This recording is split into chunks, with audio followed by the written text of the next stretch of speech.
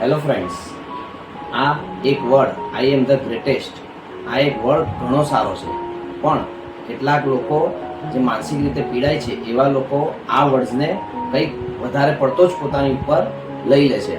હું જ મહાન છું, મારામાં જ દિવ્ય શક્તિ છે, મને ભગવાને કંઈક સારું કાર્ય કરવા માટે જ મોકલ્યો છે, મને દિવ્ય શક્તિનું જ્ઞાન છે, તમે બધા મારી સામે તુચ્છ વ્યક્તિ છો.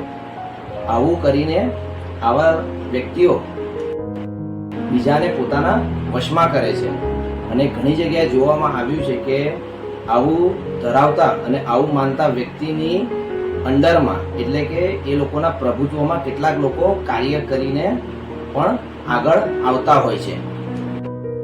જેમ કે અમુક મૂવીમાં તમે જોયું પણ હશે કે હું ભગવાન સાથે સીધો સંપર્ક કરી શકું છું, ભગવાનને હું કહું એ હિસાબે જ કરે છે, હું તમારું આખું ને આખું ભવિષ્ય મારી આંખોમાં જોઈ શકું છું.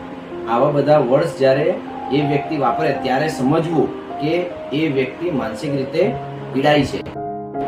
આ રોગને માનસિક રીતે જોવા જઈએ તો આને વન ટાઈપ ઓફ ઇલ્યુસિનેશન કહેવાય છે, જેમાં રિયલમાં કશું જ હોતું નથી, પરંતુ વ્યક્તિ પોતે એ વસ્તુ જુએ છે.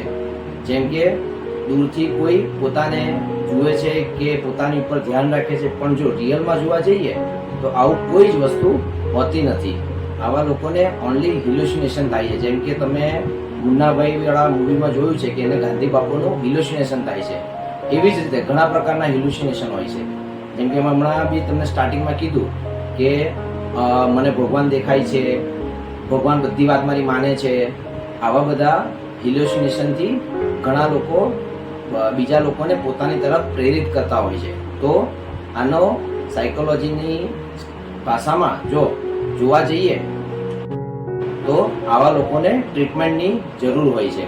આવા લોકો કાઉન્સેલિંગ, સાયકોથેરાપી અને દવાઓથી સારા થતા હોય છે. Thank you.